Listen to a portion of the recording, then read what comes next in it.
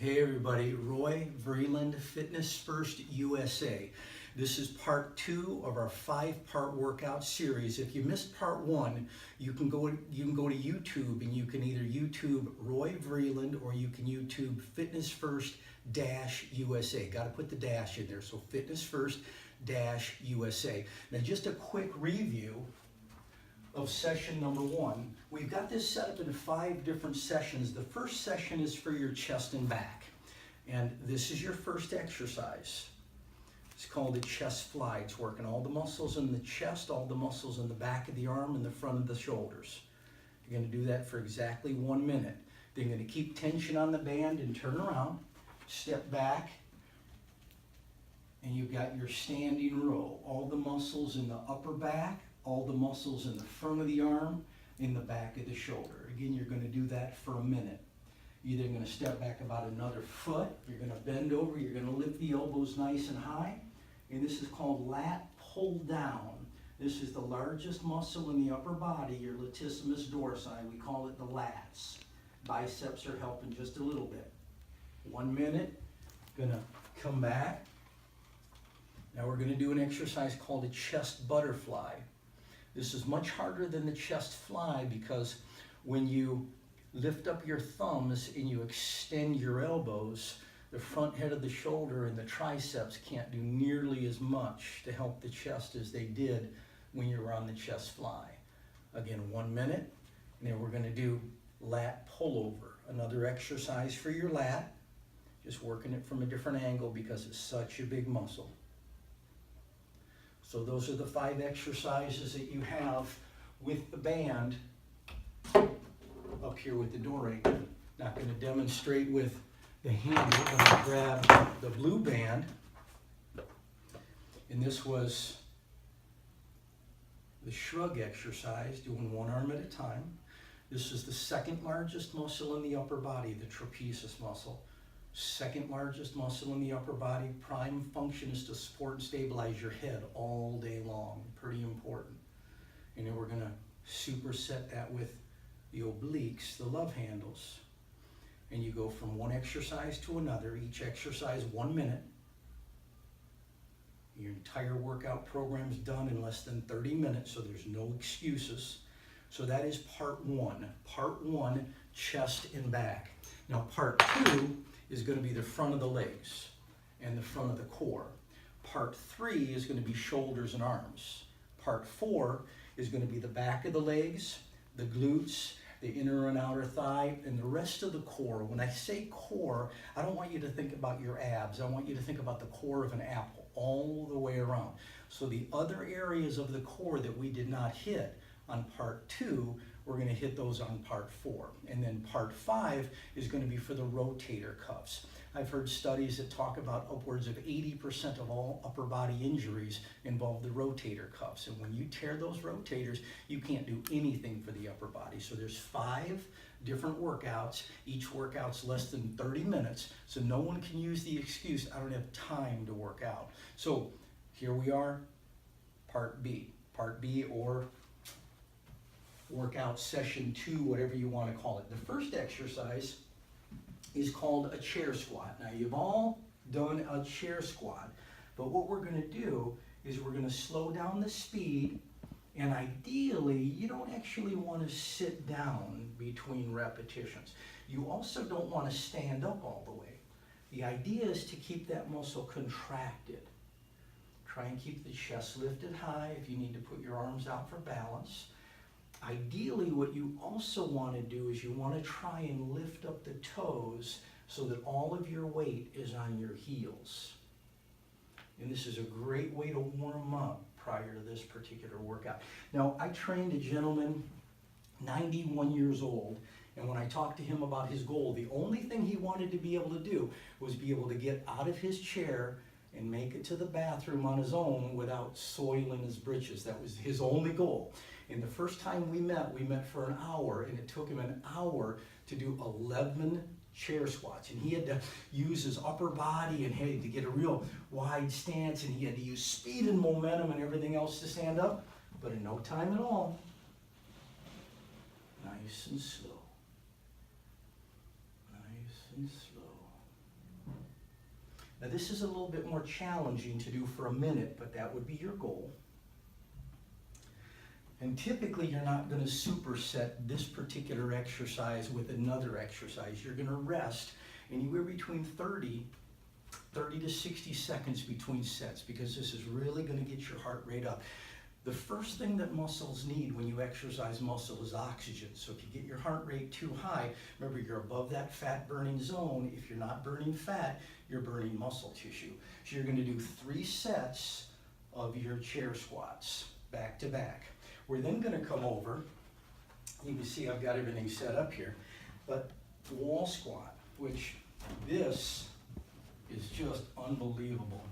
I mean, you're going to definitely feel this burn. Now, skeletal alignment, you're looking at 90 degrees. 90% of the correct skeletal alignment is at 90 degrees. So you want to be deep enough to where this joint is lined up with this joint, and your knee joint is directly above your ankle joint.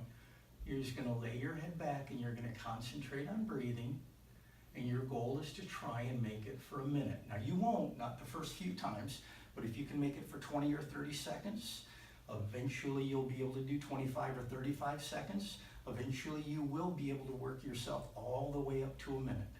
Very, very hard exercise. The neat thing about these 2 exercises, and I know this whole workout program is about the bands, is these exercises you can do anywhere, even without the bands. So it's a great way to strengthen your legs.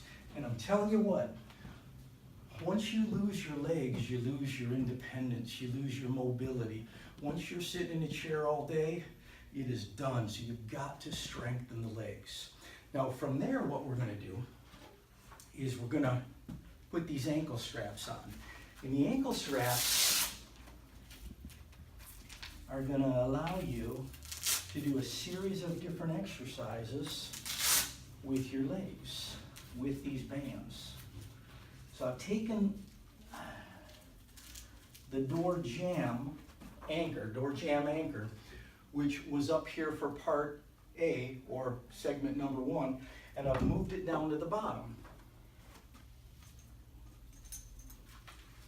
Now here, instead of supersetting exercises, we're supersetting legs. You're going to do your right leg, then you're going to do your left leg back and forth. Now again, I've got my measuring tape out. I'm going to be able to go ahead and make sure that I'm the right distance for that particular exercise. I've got my clock set up here so I can make sure I'm watching that second hand. And this exercise is called the hip flexor. Great big muscle that connects your leg into your abdominal area. Most people are going to feel this also in the lower part of the abdominals, which is why most people believe that if you want to focus on the lower abs, you have to do leg lifts.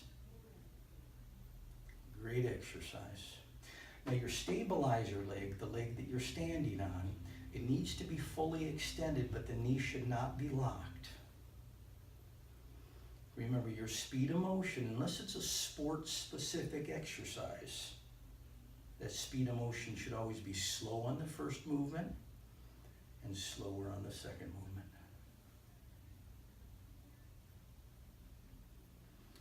I'm going to go ahead and do this for ideally 60 seconds. If you can't do each one of these exercises for 60 seconds, start at 30 seconds. The important thing is to send messages to every single muscle group in your body that you need that muscle. Now reach down. We've switched the carabiners for S-biners, which are a lot more user-friendly, especially as you're switching from one leg to another.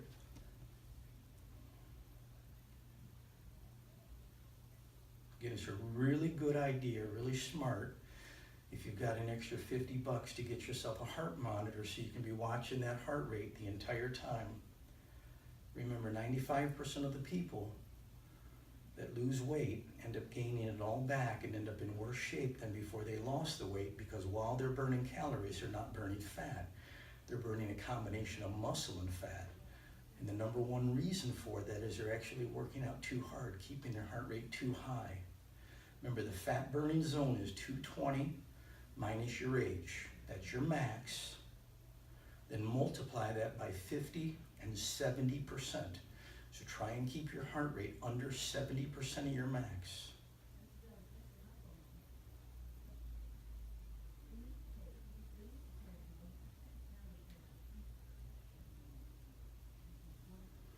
And of course, I would go back and forth and I would do each one of the legs 3 times. I'm going back to the righty now. I need the chair, not just for balance, but I need the chair because I want to sit down on it. Now I want to position myself. I'm looking down at the tape measure to make sure the chair is the right distance. I'm going to, now if you have to, you can lean back, relax your abdominals, even use your upper body if you need to, but eventually you're going to scooch to the end of the chair. You're going to lift that knee so the knee is higher than your hip. And you're extending it just like this, nice and slow. This is called leg extension. It's working on the quadriceps.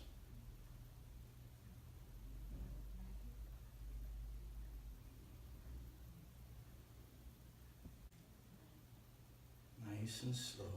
None of this. You're not going to get any results if you're doing it like this. It's very, very challenging to do the right speed when you're exercising. We're so busy in this world with everything we've got to do. We're task oriented. If we've got 3 sets, 15 reps, get her done, get her done, get her done. We get it done as fast as we possibly can so we can get to the next task. But if you're going to spend the time and if you're going to spend the energy doing these exercises, do them slow. If you want the results, you've got to do it slow.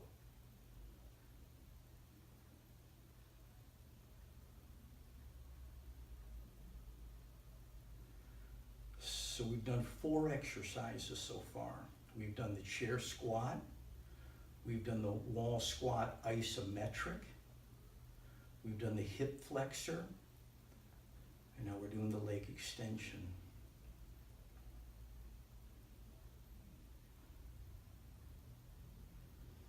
Now, just to show you a little preview of the next leg workout, not today, but just to show you while we're here and while I've got the chair. On part 4, you've got, it's called the glute kickback. This is for the gluteus medius. You got 3 muscles in the tush. This is for the largest of them. You've got, with knees pinned side by side, leg curl. This is for the hamstring.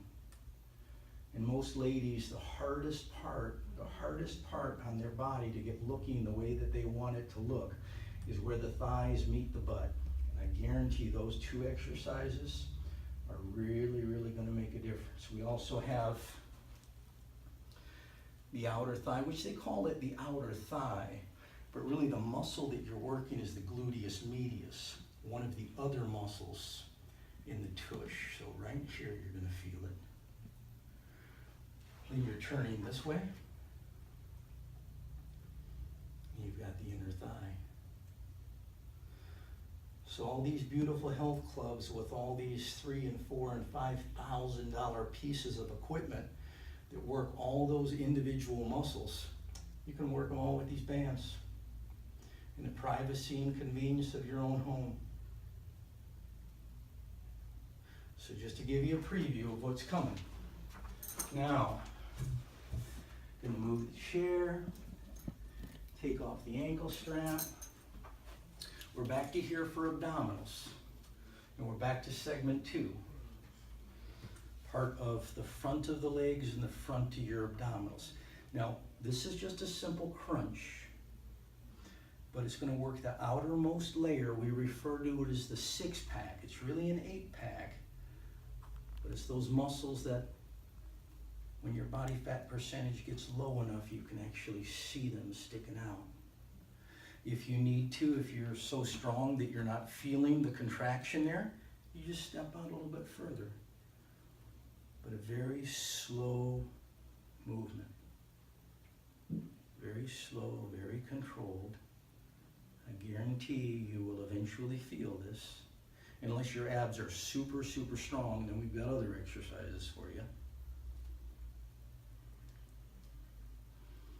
You can also turn the other way. Get down on your knees to be able to stretch it a little bit further and crunch forward. See a lot of people doing this with cables at the gym.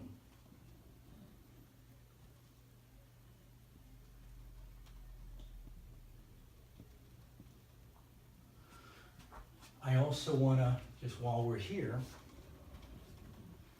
here's your freestyle. Here's your butterfly. Here's your backstroke. Here's your breaststroke. For golfers that want to be able to golf when they're 70 and 80 that are right-handed, they keep doing this movement. If they just turn around and they do the opposite, whether we're swinging a golf club, whether we're swinging a baseball bat or a hockey stick, if you have a repetitive movement where you keep doing the same thing over and over again that involves just one side of your body, you got to know you're going to develop problems on the other side of your body. So your workout program needs to be well-rounded. It needs to be balanced. Now, one other exercise that's in part 2 is your TVA. Now, the rectus abdominis, the outermost layer, we call the six-pack. That's a completely different muscle than the love handles. They call the internal and external obliques. The spinal erectors, great big tubes of muscle that keep your spine erect. If you were a deer, this is the filet mignon. This is the back straps, my favorite cut of meat. We also have what's called a corset muscle, a muscle that goes completely around our core. Quite often in yoga and Pilates, they refer to this as the plank. We refer to it in the personal training world as the TVA, stands for transverse, coming from all angles, transverse abdominis. This is possibly one of the most important exercises to do. But again, you have to start off nice and easy. Now you're on the floor. We call it a 4-point TVA. The 4 points refer to the 4 points that are touching the ground, which are your forearms and your feet. So you're on the ground. In this position, just like this, you want to make sure your back is perfectly straight. You want to make sure your neck is perfectly straight. Not down like this, not up like this. Keep the back straight. No lifting, no slumping. Straight like this. And you're going to go ahead and concentrate on holding that. There isn't a repetition. You're not counting for 15 reps or 16 reps. You're simply working for the duration of time. So you eventually want to be able to do this 3 sets for a minute. So just to recap, you've got your chair squat. And remember, it's not just plumping. This is going to do, well, it's going to do more than just sitting there. But skeletal alignment. Skeletal alignment means line up the bones. Line up your feet and your knees with the hip joint.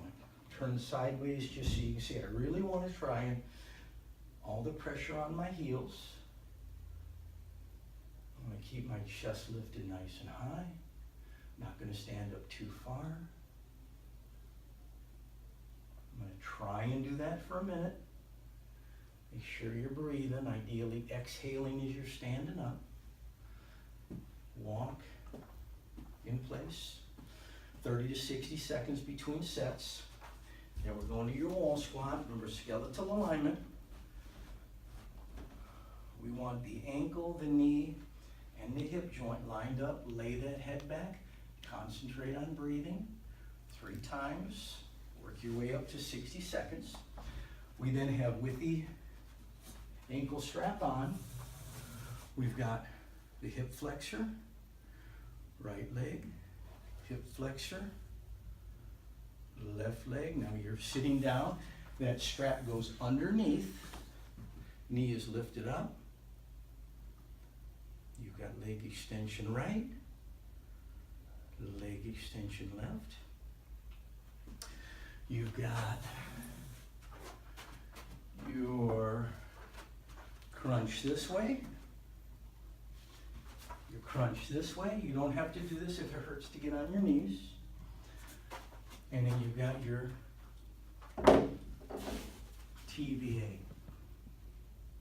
Now there is no right or wrong way to combine these different exercises. What we're trying to do is we're trying to take the number one excuse that people use, which is, I simply don't have enough time to work out. We're trying to eliminate that excuse by saying, here's a 30-minute workout program. Now you've got 640 muscles in the human body. You've got to eventually work each and every one of them at least once every single week. So next time we get together, we'll go over part C, which is the shoulders and arms. We'll see you then.